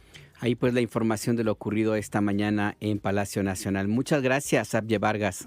Estamos pendientes. Estamos pendientes. Y sí, este es un tema que ha dado motivo a la reflexión, como le digo, reflexión política y sobre todo la pertinencia que implica el revisar el hecho de que las televisoras, como también las radiodifusoras, pues utilizan el espacio público, porque el espacio donde se transmiten la televisión y la radio, pues forma parte del Estado mexicano, no es propiedad de Televisa, no es propiedad de TV Azteca, ni de cualquier otra televisora, como tampoco de ninguna otra radiodifusora. Esto es algo que pertenece a todos los mexicanos, y algunos ya plantearon, como el escritor Fabricio Mejía, pues la necesidad de que se revise qué se puede hacer en estos casos, porque ahora es este mensaje que difunde esta empresa, la televisora, en sus espacios, pues, una publicidad pagada por Donald Trump, que por cierto, todavía hasta hace un ratito, este mensaje lo repitió, se repitió. Televisa estaba en la transmisión de todo lo que ocurre en el Vaticano y lo sacaron ahí, el mensaje, como si no hubiera ocurrido absolutamente nada, como si no hubiera ya esta queja y esta carta de parte del Consejo Nacional para Prevenir la Discriminación, del CONAPRED, planteando que lo que se hace es transmitir mensajes discriminatorios. De hecho, el CONAPRED señala que este mensaje puede fomentar actos de rechazo y violencia hacia las personas migrantes, atenta contra la dignidad humana y pide que el spot sea retirado. Este es la petición que se hace muy concretamente sobre este este tema. Y pues la conversación va a seguir allí porque, como le digo, pues es algo que va a dar mucho tema a la reflexión. Ya se han tomado algunas cartas en el asunto. La iniciativa que comentó la presidenta Claudia Sheinbaum está en preparación para reponer ese artículo que fue eliminado en la reforma a la ley de telecomunicaciones que se llevó a cabo en 2004 en el gobierno todavía de Vicente Fox Quesada, que básicamente lo que hizo fue darle manga ancha a las empresas televisoras privadas, y también después se confirmó, se hizo algunos ajustes, pero después se confirmó ya en el gobierno de Enrique Peña Nieto en 2013 con otra reforma donde se eliminó este artículo que mencionaba la presidenta Claudia Sheinbaum de prohibir la contratación de publicidad de gobiernos extranjeros que pueda atentar en contra de la vida pública y la estabilidad de nuestro país. Mientras tanto, la Secretaría de Gobernación, a través del Consejo Nacional para Prevenir la Discriminación, CONAPRED, ha pedido a todos los medios de comunicación que se retiren esos spots pagados por Estados Unidos. Georgina Hernández, tú tienes más información. Buenas tardes, cuéntanos. Buenas tardes, Alberto, y un saludo al auditorio de Imer Noticias. Como ya lo señalas y también como ya escuchábamos en el reporte de mi compañero Abye, este lunes la Secretaría de Gobernación, a través del Consejo Nacional para Prevenir la Discriminación, pidió a los medios de comunicación mexicanos retirar estos spots pagados de Estados Unidos contra las personas migrantes, esto porque contiene un mensaje discriminatorio. Y bueno, en este texto, Alberto, auditorio, es firmado por Óscar Camacho Guzmán, el director general de Radio, Televisión y Cinematografía. Pues bueno, él refirió que del análisis que ya realizaron este anuncio, que está encabezado por la secretaria de Seguridad Nacional estadounidense Kristi Noem, pues encontraron que atenta contra la dignidad humana y que puede fomentar, como ya señalabas, actos de violencia hacia las personas en situación de movilidad. Y bueno, de acuerdo con los señalamientos que se han hecho contra este spot, que se ha transmitido desde inicios de este mes de abril en plena señal abierta de canales de televisión mexicana, esto como parte de la campaña que se lanzó en febrero del 2025 por parte del Departamento de Seguridad Nacional de Estados Unidos para advertir a las personas migrantes pues que no consideren entrar ilegalmente a Estados Unidos. Señalar al auditorio que las imágenes que están acompañando este mensaje pues muestran principalmente a personas de origen latinoamericano en situaciones de detención. Y bueno, en este spot, Kristi Noem también acusa a administraciones pasadas por ser débiles y dejar abiertas las fronteras, asegurando que eso ha provocado que Estados Unidos... Gina, te voy a interrumpir un momentito porque estamos teniendo problemas con tu comunicación. Vamos a tratar de restablecer la llamada para que sigas con tu reporte, porque es importante este señalamiento que nos haces sobre la posición del CONAPRED sobre este tema, que como le comento y como bien nos comenta nuestra compañera Georgina Hernández, pues ya tiene varios días, todo el mes de abril se ha estado difundiendo este mensaje publicitario. Recuerda usted que Donald Trump anunció una inversión de $200 millones para pagar la publicidad sobre esta estrategia desde fondos públicos del gobierno de Estados Unidos, y pues parte de ese dinero se ha invertido en Televisa. Georgina Hernández, ahora a ver si te escuchamos mejor. Adelante, como lo que nos contabas. Espero que ahí me escuchen mejor, Alberto. Sí. Pues comentaba que este lunes el CONAPRED, como ya señalábamos, pues solicitó que este spot sea retirado, esto con el objeto de cumplir con la construcción, dijo, de una sociedad sin discriminación. Y bueno, señaló que esto está establecido en el artículo 1 constitucional, el cual señala que en México está prohibido todo acto o práctica de discriminación.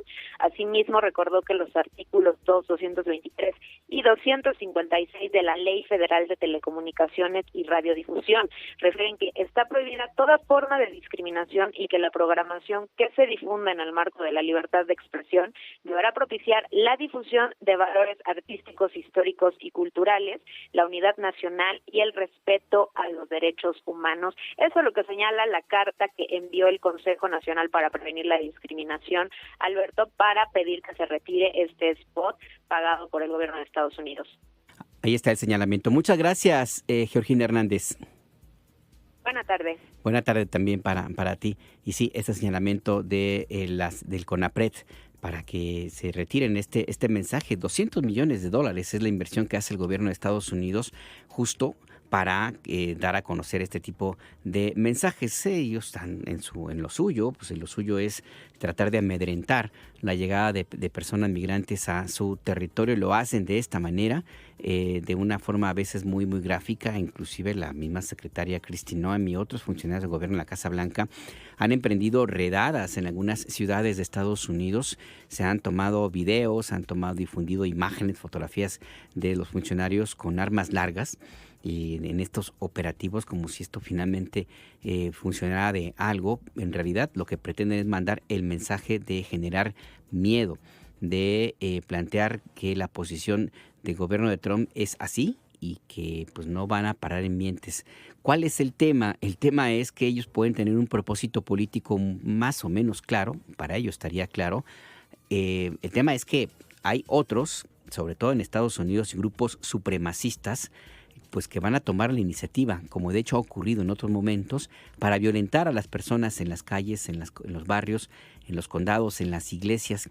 Y de eso ese es el efecto que provoca un mensaje de esta naturaleza, que reproduce la idea de odiar, del odio, promueven el odio y por lo tanto pues, se traduce en acciones muy concretas, en violencia, en golpes y en asesinatos, porque así ocurrió en el primer gobierno de Donald Trump y así ha ocurrido en otros momentos con administraciones de esta misma naturaleza. Entonces, ese es el tema y también la conversación implica por qué, si se sabe que esta es la consecuencia, que esto es lo que trae el difundir mensajes de esta naturaleza, pues porque una empresa de televisión en México, que además tiene una amplísima presencia en la audiencia en nuestro país, pues hace esto, lo difunde solamente porque le pagaron.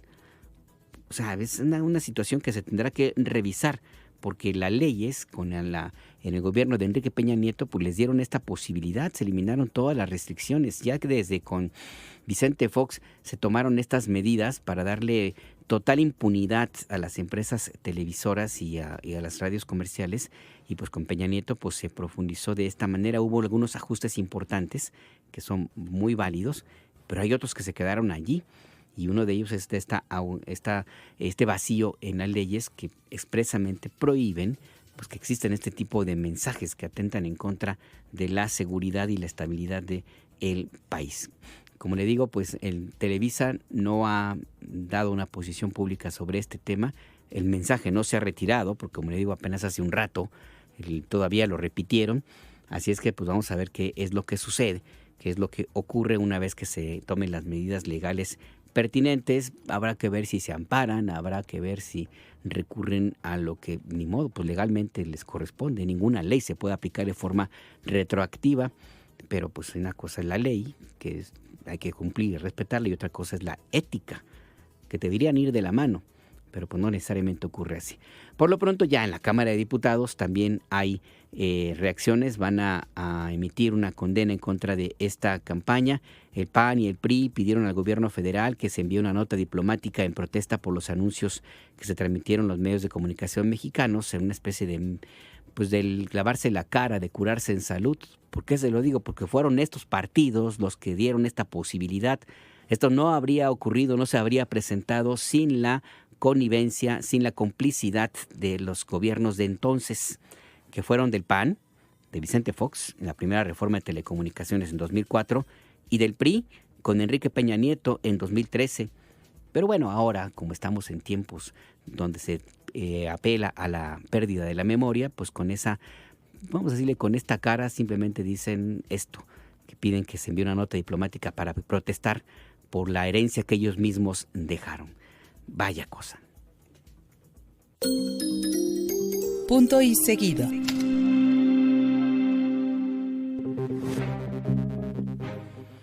Bueno, y vamos a otros temas. También en la conferencia de prensa matutina de este lunes, la presidenta Sheinbaum anunció que va a enviar al Congreso de la Unión 3 iniciativas para crear la Ley Nacional para disminuir trámites burocráticos y corrupción, así como para modificar justo la Ley Federal de Telecomunicaciones y la Ley de Competencia. De nuevo nos enlazamos con Abye Vargas. Abye, buenas tardes de nuevo, cuéntanos.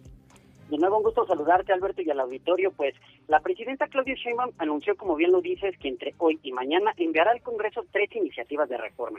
La primera para crear la Ley Nacional para disminuir trámites burocráticos y corrupción, y las otras 2 para modificar la Ley Federal de Telecomunicaciones y la Ley de Competencia. El titular de la Agencia de Transformación Digital, José Antonio Merino, explicó que la Ley Nacional para disminuir trámites burocráticos y corrupción simplifica a la mitad los requerimientos para tramitar un documento. Además, disminuye en 50% los tiempos de atención a los usuarios. Escuchemos. Modelo nacional para digitalizar trámites, es decir, todo aquello que pueda ser digitalizado, que se digitalice y que además se haga con capacidades propias, un modelo nacional de homologación de trámites. Esto es muy importante, alguna vez tuve la oportunidad de mencionarles aquí. En promedio, cada estado tiene poco más de 580 trámites, es un promedio, hay estados que tienen más de 1,000, hay estados que tienen poco menos de 400. Algunos de los requisitos que ya fueron eliminados son la solicitud de una prueba de ADN para registrar en el extranjero a una persona nacida en México, la copia certificada de sentencia de adopción o constancia de alumbramiento para tramitar el pasaporte de un menor de edad, o 2 testigos para tramitar un registro de defunción y reconocimiento de identidad de género. Además, la presidenta Claudia Sheinbaum informó que enviará la iniciativa para modificar la Ley Federal de Telecomunicaciones y Radiodifusión, con el fin de que se prohíba la difusión de publicidad de gobiernos extranjeros con contenido discriminatorio, como lo platicamos hace unos minutos, Alberto, y la iniciativa a la Ley de Competencia, con el fin pues de eliminar y sustituir las funciones de la Comisión Federal de Competencia Económica, COFESE. Escuchemos. Pero ya están listas las leyes, prácticamente serán enviadas a más tardar mañana al Congreso. Hoy se envía esta ley que presentó Pepe, y mañana se envían estas 2 leyes buscando que sean aprobadas en este periodo que termine en abril, que pasen por Cámara de Diputados y Senadores en abril, para que ya pueda pues disolverse la COFESE y ya entre en funciones el nuevo organismo, que también plantea que algunos de sus consejeros deben ser electos por el Senado. Entonces también los estaríamos enviando. Esa es la información, Alberto. Ahí está la información muy puntual. Gracias, Abia Vargas. Estamos pendientes. Mire, gracias, pendientes. Mire, es importante hacer agregar alguna información que le quiero comentar, sobre todo con el tema de la Ley Nacional para eliminar trámites burocráticos y corrupción. Tiene algunos capítulos que va a contener esta iniciativa.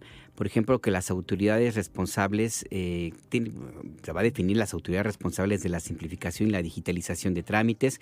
Se establece un modelo nacional para eliminar trámites burocráticos, otro para digitalizar trámites, otro para homologarlos, porque luego resulta que le piden a usted 10 documentos para hacer un trámite, que a veces es el trámite de abrir el proceso, y luego le piden los mismos documentos con otras copias para dar el siguiente paso del mismo trámite, y luego los mismos 10 documentos más otros 2 para darle continuidad, y así hasta que le vayan a pedir el acta de defunción, porque sí son capaces. Pero bueno, el otro capítulo que va a tener esta iniciativa es un modelo nacional de atención ciudadana, para que no ocurra que llegue usted a la ventanilla de trámites y se encuentre con la persona responsable de atenderlo, pues que está en la hora de la torta, ¿no? O le están boleando los zapatos, o simplemente salió por un cigarrito y tiene usted que estar esperando ahí. Tiene que haber ahí un modelo que se defina cómo tiene que ser el tratamiento de todos los empleados, los servidores públicos, para la agilización de los trámites, y por supuesto el desarrollo de capacidades tecnológicas públicas que no dependan necesariamente de entidades privadas, porque eso también es una cuestión de seguridad nacional que va a eliminarse en la medida de lo posible, por supuesto.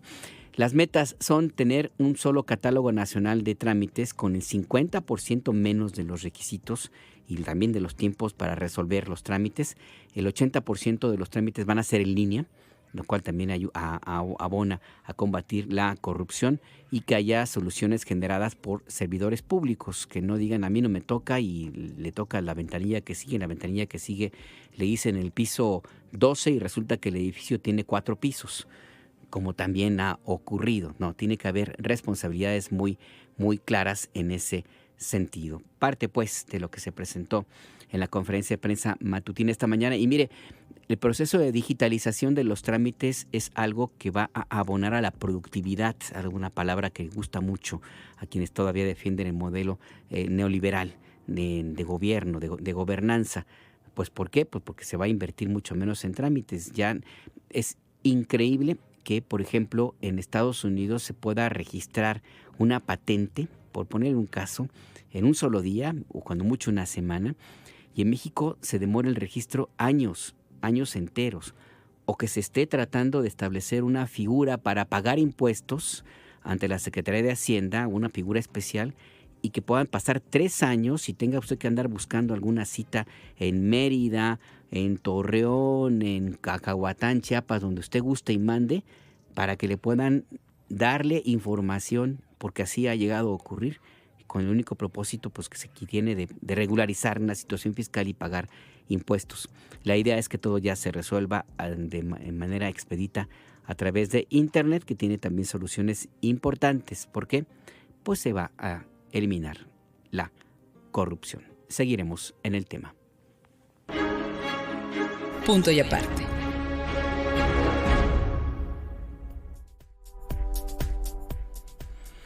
Bueno, y también en estos días, Daniel Noboa, el autoproclamado ganador de las elecciones presidenciales en Ecuador, en un proceso muy controversial, pues básicamente se le ocurrió decir que había una organización desde México, ya se organizaba una agresión en su contra, que inclusive iban a llegar sicarios para atacarlo, para atentar en contra de su gobierno y de él mismo, y ordenó que se blindara ahí la seguridad y tomó decisiones para tratar de endurecer todavía más la política ahí en las calles sobre todo de Quito, la capital de Ecuador.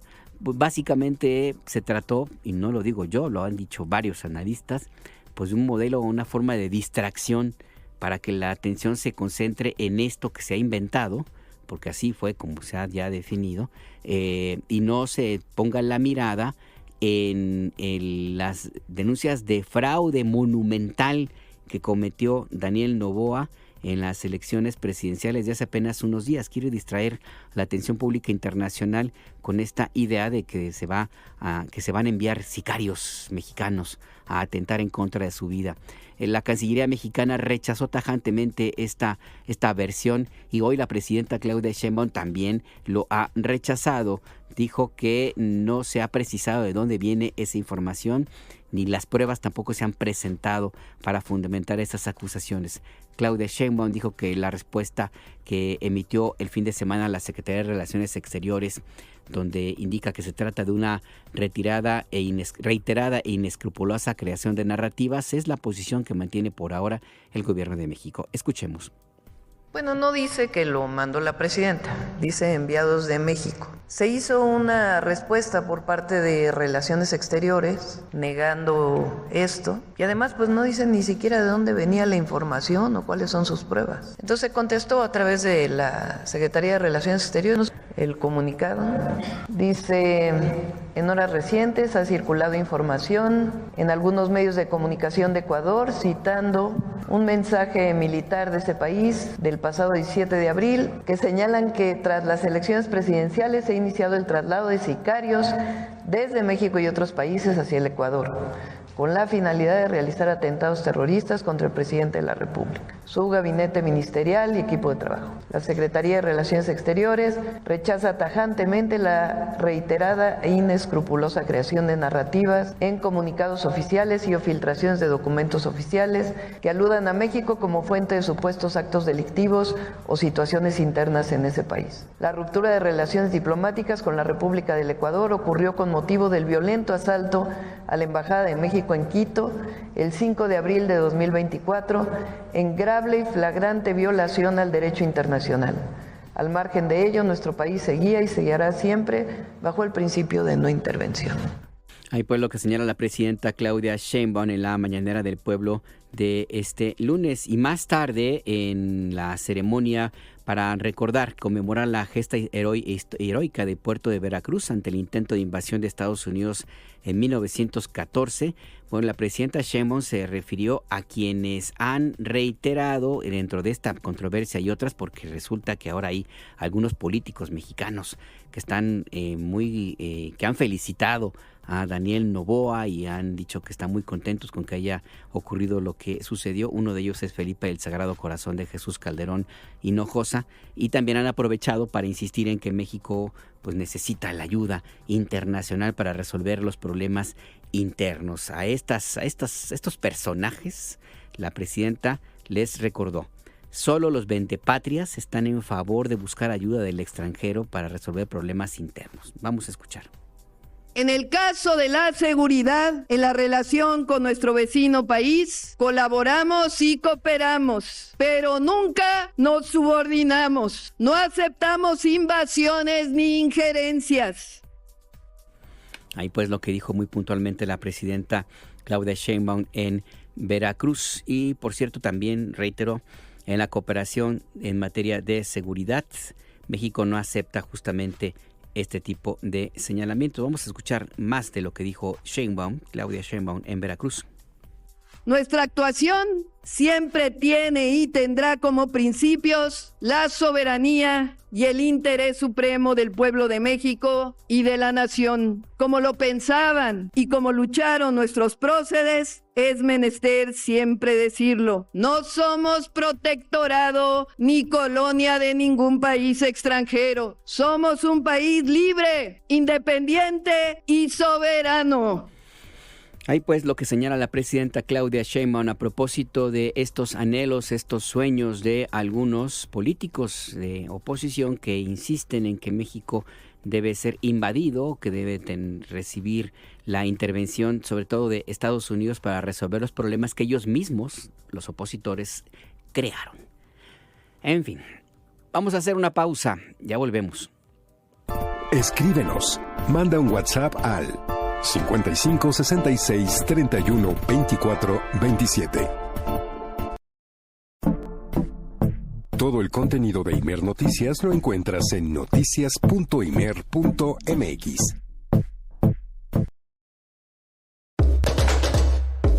La jiribilla.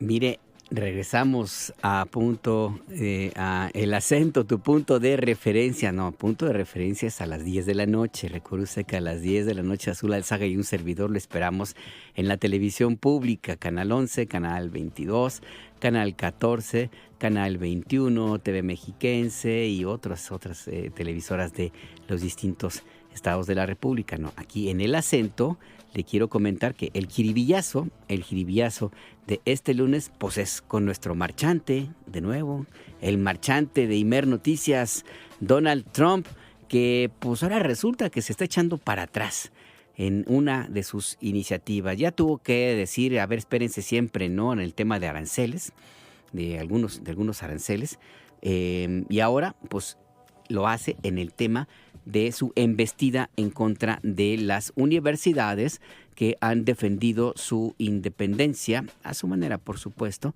en contra de los intentos de Donald Trump de obligarlos a denunciar a los estudiantes que han participado en protestas en contra del genocidio que comete Benjamín Netanyahu, primer ministro de Israel, contra el pueblo palestino, y que ejercen su derecho, el derecho humano a la libre expresión.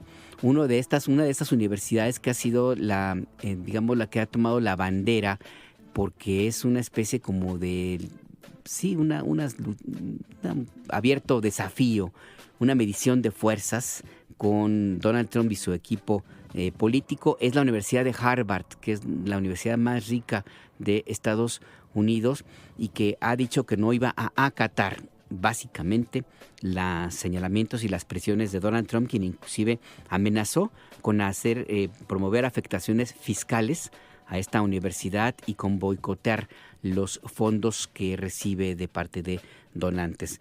Bueno, pues después de este tour de fuerza, pues resulta que se ha publicado por parte del diario The New York Times una versión que se difundió, que se filtró desde la Casa Blanca, donde señalan que la carta que se envió a la Universidad de Harvard, donde se hacen todos estos señalamientos y las amenazas que en contra de esta casa de estudios, no estaba autorizada, se envió por error. Es lo que dice The New York Times citando a fuentes de la Casa Blanca. Según el diario estadounidense, esta misiva estaba en proceso para definir el tono en el que se iba a enviar. No es claro si se dirigía a la Universidad de Harvard o iba a ser una circular para los propios funcionarios del gobierno de Donald Trump. Pero mientras tanto, pues ya le llegó a la universidad, a Harvard, y se desató todo este escándalo. Ahí en esta carta, en esta misiva, pues les recuerdo, había exigencias sobre contrataciones, admisiones, la currícula de parte del personal que trabaja en esta universidad, la más rica de Estados Unidos y una de las más importantes del mundo. Esto se envió mientras se mantenía este diálogo entre el gobierno de Trump y Harvard para combatir efectivamente el antisemitismo, que es algo que se tiene que hacer en todas las latitudes y en todas las circunstancias, pero no de la manera como Donald Trump pretende que se lleve a cabo. En un comunicado, el presidente de Harvard, Alan Garber, dijo: ningún gobierno, sin importar qué partido esté en el poder, debería dictar lo que las universidades privadas pueden enseñar, a quienes pueden admitir y contratar, así como qué áreas de estudio pueden buscar. Ahí pues este tour de force ahí entre Harvard y Donald Trump, que al parecer, porque esto no es gratuito, o sea, no es que haya sido un descuido, sino que se dio a conocer de parte de la Casa Blanca como una manera de tratar de bajar un poquito la presión mediática en contra de Donald Trump y de una u otra manera encontrar una salida al embrollo en que se han metido. Bueno, por eso es que llegó a el diario de New York Times y tenemos pues esta jiribilla así de nuestro marchante Donald Trump, que bueno, ya va al parecer ya va para atrás en sus intenciones de demonizar a la Universidad de Harvard y a otras que han permitido, donde ha habido protestas en contra del genocidio de Israel contra el pueblo palestino. Hubo también en la Universidad de Columbia. Ahí inclusive se llevaron a cabo arrestos por parte de autoridades locales y también por parte del gobierno de Donald Trump.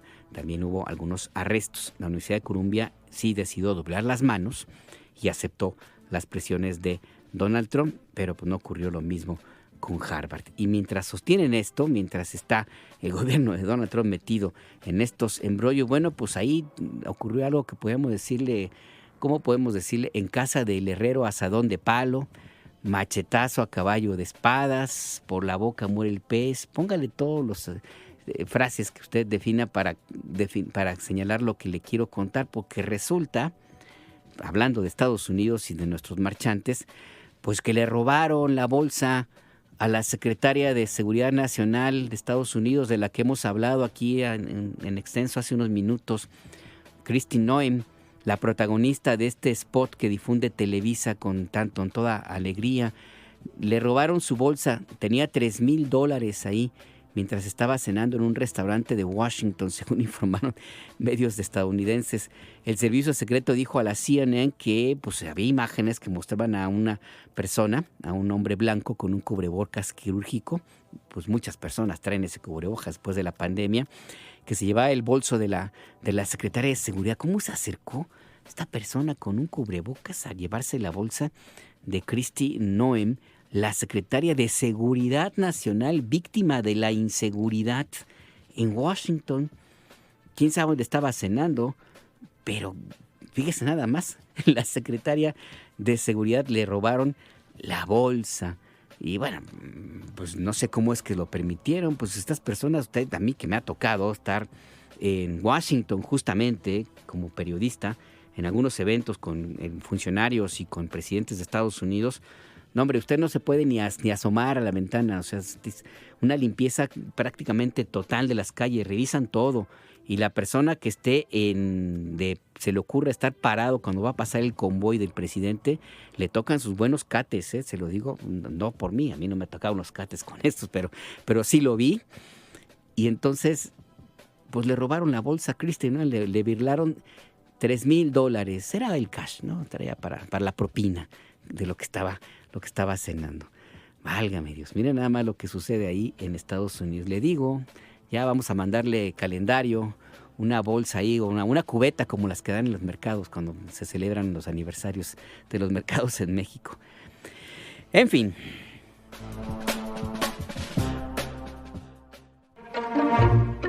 La mentira nuestra de cada día.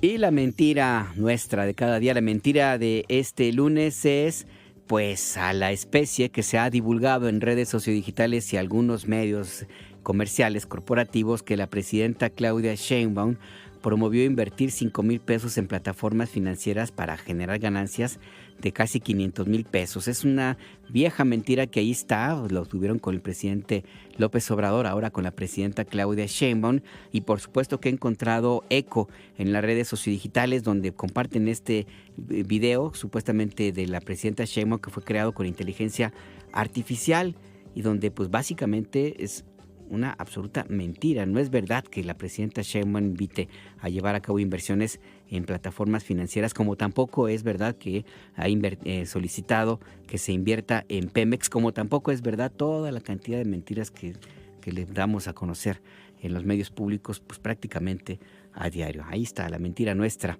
de cada día.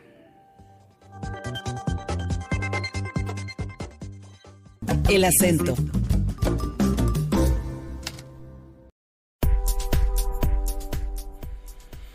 Tenemos más información. ¿Recuerda usted que hubo hace unos años, el 3 de agosto de 2019, un tiroteo en una tienda de Walmart en El Paso, Texas, donde murieron varias personas, sobre todo mexicanos, que se encontraban allí de compras como todos los días? El Walmart de El Paso es uno de los más recurridos por parte de quienes viven en Ciudad Juárez. Es un lugar de destino, ahí se aprovechan todas las ofertas, es de tradición. Ese y otros lugares en El Paso. De hecho, El Paso vive de las compras de los juarenses. Bueno, en 3 de agosto de 2019 hubo un tiroteo en contra de mexicanos. Murieron varias personas, 23 murieron, la mayoría migrantes. Se detuvo al agresor, Patrick Crusius, quien simple y sencillamente dijo que lo había hecho a propósito, que él es una persona que odia a las personas migrantes, sobre todo a los mexicanos, y que el ataque fue una forma de plantear sus creencias de una manera violenta. Es un joven supremacista. Bueno, pues este personaje ha recibido una condena perpetua, cárcel de por vida, sin posibilidades de pedir libertad condicional, después de que en Texas se le condenó ahí a esta sentencia. La fiscalía no quiso sentenciarlo a la pena de muerte. Las propias razones tendrá la fiscalía para hacerlo, que sí lo hace con otros casos donde, por ejemplo, se involucren a personas de tez morena, a personas migrantes extranjeros. No lo hace cuando son personas anglosajonas. Casi nunca lo hace, pero bueno, este es el caso. La información es esta. Se ha condenado a cadena perpetua al autor del tiroteo de agosto de 2019 que cobró la vida de 23 personas, en su mayoría también mexicanos. Ahí el caso que le queremos informar. Y seguimos en Estados Unidos porque una de los temas que también se presentó en las últimas horas es la caída en las bolsas de valores, sobre todo de Estados Unidos. El Dow Jones en Wall Street registraba pérdidas hace un rato de 3%. También el Nasdaq y otras bolsas en otras latitudes también tenían este problema. ¿Por qué?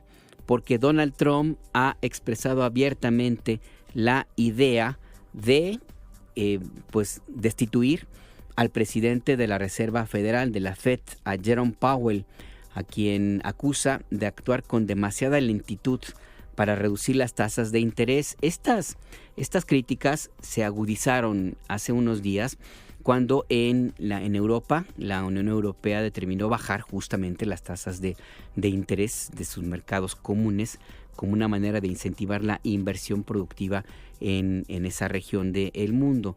Donald Trump lo tomó como en mal plan y dijo que eso debería ocurrir en Estados Unidos. Ya tenía una campaña en contra de Jerome Powell, a quien pretende destituir porque él tiene la idea de que su gobierno, él mismo tiene que manejar la política monetaria de Estados Unidos sin aceptar y sin entender que no puede hacerlo de esa manera. La base de la estabilidad de cualquier economía occidental es que sus bancos centrales, en este caso la Reserva Federal, se mantenga autónoma en todas sus decisiones. Donald Trump quiere mangonear, la palabra, todo lo que tenga que ver con la política monetaria de su país, y por eso amenazó con destituir al titular, al presidente de la Reserva, Jerome Powell. En una publicación de hoy en su red Truth Social, Donald Trump dijo que Powell tiene que bajar las tasas de interés.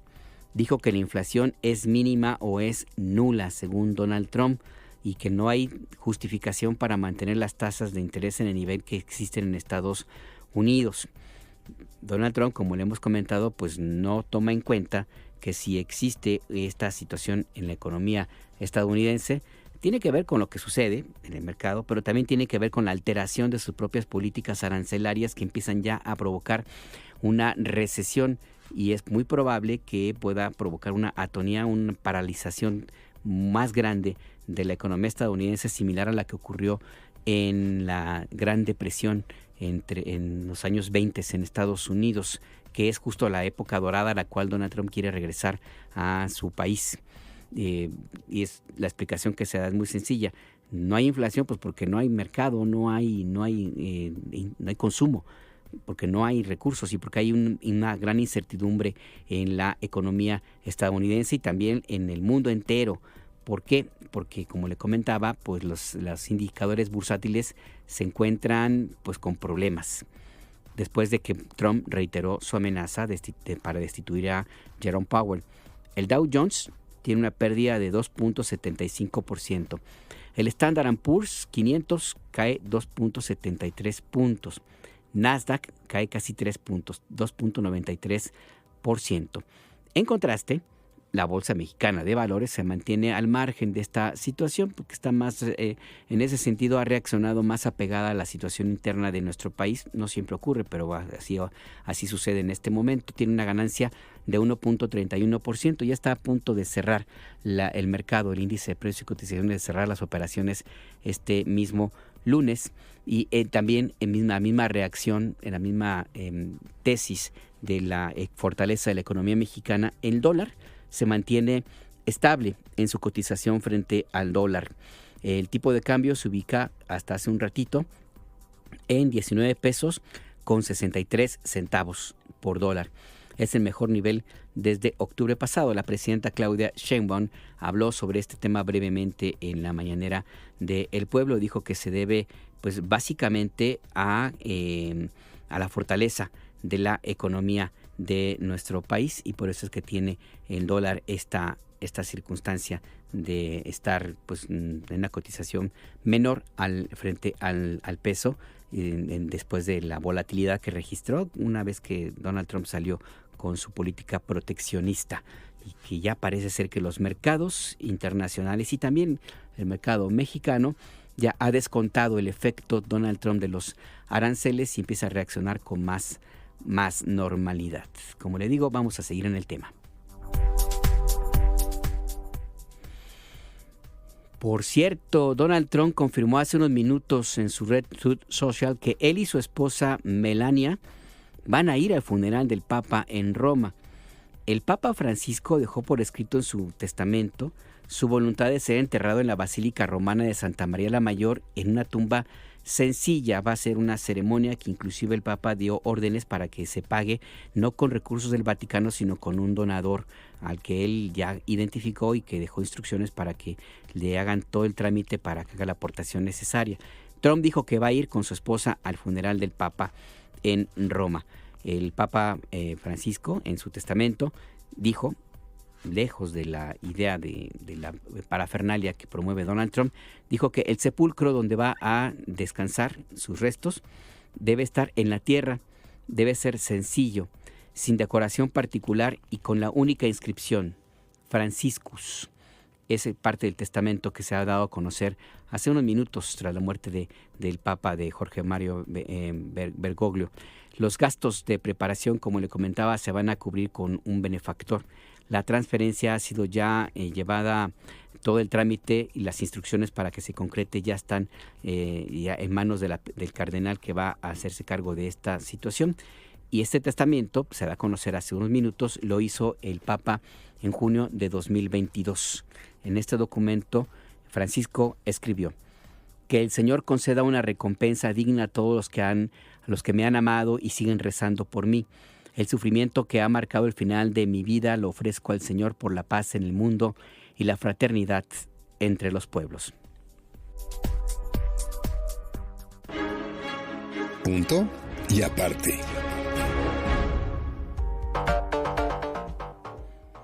Tenemos ahora información de Ciudad de México. La jefa de gobierno, Clara Brugada, encabezó la puesta en operación de 14 nuevas unidades de la línea 12 del trolebús. 12 líneas del trolebús en Ciudad de México. Esta va de Taxqueña a Perisur.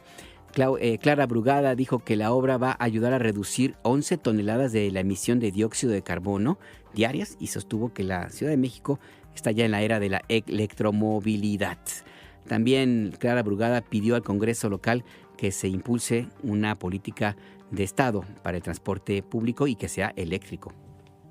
Estamos en la era de la electromovilidad y tenemos que caminar hacia ella. Y hago una convocatoria al Congreso de la Ciudad porque necesitamos política de Estado que garantice que en la Ciudad de México todo lo que venga sea eléctrico. En este sexenio le vamos a decir adiós al viejo esquema de transporte público del microbús para darle entrada a un esquema distinto de la mano de las empresas, de los conductores, de los trabajadores, no hacerlos a un lado. Es parte de lo que señala Clara Brugada en esta ceremonia para arrancar la instalación de la línea 12 del trolebús.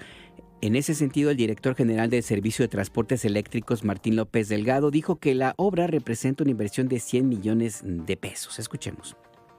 La incorporación de estos nuevos trolebuses representa una inversión de 130 millones de pesos con el firme objeto de contar con unidades seguras y accesibles con características técnicas como cámaras de videovigilancia, asientos exclusivos para personas con discapacidad, rampas de acceso para discapacitados, sistema de arrodillamiento, entre otros. Cabe mencionar que estos trolebuses cuentan con una autonomía de cuando menos 75 kilómetros, lo que significa que gracias a esta bondad podrán circular sin estar conectados a la catenaria, permitiendo realizar mejoras operativas en sus rutas. Ahí pues es lo que señala el director del Servicio de Transportes Eléctricos de Ciudad de México. Por su lado, el secretario de Movilidad de la capital del país, Héctor Ulises García Nieto, dijo que el trolebús es un ejemplo de transporte amigable con el medio ambiente y también es eficiente. El sistema de transporte público de la capital del país es uno de los más eficientes, de hecho creo yo que es el más eficiente de la República Mexicana. Con todos sus bemoles, habrá quien diga pues que no, que hay muchos problemas, que hay una gran saturación en el metro de Ciudad de México. Pues son más de 6 millones de personas que diariamente utilizan este servicio de transporte. Pero créame que quienes viven en otras ciudades, y si usted nos escucha en alguna otra capital de la República Mexicana, le invito a que se comunique y nos cuente la experiencia. En otras capitales el transporte sí es realmente complicado. Es más, en varios lugares de la República Mexicana el transporte público es privado y está en manos de concesionarios pues que no necesariamente atienden las necesidades de los usuarios. Inclusive el pulpo camionero, como se definió en su momento a la estructura que existía de transporte urbano en el Distrito Federal, le hablo de los 60s, todavía los 70s, pues se radicó aquí, pero fue a dar a otros lugares donde pues el sistema es todo menos eficiente y en algunos casos pues llega a extremos realmente pues muy complicados, con riesgo de accidentes, y de hecho ocurren, como sucede por ejemplo aquí cerquita de donde nos encontramos en Ciudad de México, pues en el Estado de México nada más hay una gran problemática con el transporte urbano ahí en esa entidad que durante mucho tiempo estuvo en manos o ya ha estado todavía en manos de grupos políticos que lucran con este con este tema, y ha sido un asunto que no se ha logrado, que hay ya avances, pero que falta todavía pues tiempo para que se concreten por parte del gobierno del Estado de México, que está encabezado por la maestra Delfina Gómez. Ahí pues la situación con el transporte urbano. Ya nos vamos. Le agradezco su compañía, su atención a El Acento, tu punto de referencia. Le invito a que a las 6 de la tarde se conecte o sintonice punto de referencia, SPR Informa. Sigo con punto de referencia. Sí, ahí lo esperamos a las 10 de la noche. Se conecte o sintonice SPR Informa, tu punto de referencia, con Gustavo Ramírez, y mañana a las 7 de la mañana, Entre Líneas, tu punto de referencia, con Adriana Estela Flores. Le deseo que pase usted muy buen día. Los dejo con Facundo Cabral, Pobrecito mi patrón.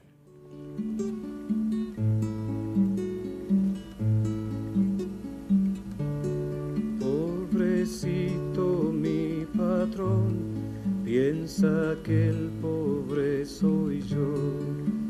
La la la la la.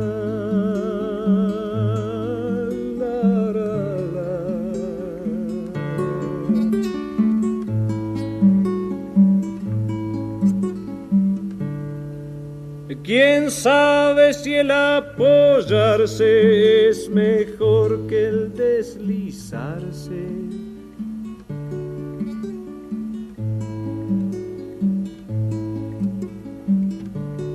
Pobrecito mi patrón, piensa que el pobre soy yo. La la la la.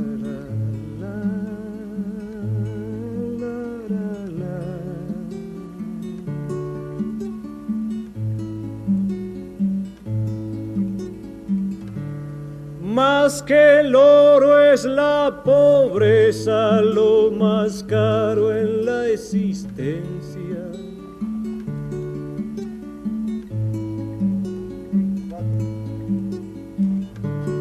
Pobrecito mi patrón, piensa que el pobre soy yo. La la la la la.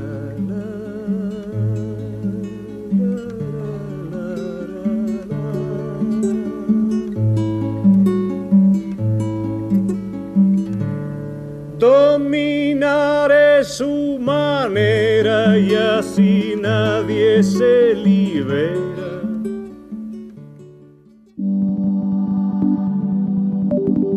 Imer Noticias presentó El Acento con Alberto Nájar, tu punto de referencia. Las opiniones aquí expresadas son responsabilidad de sus autores y no representan la posición editorial de Imer Noticias.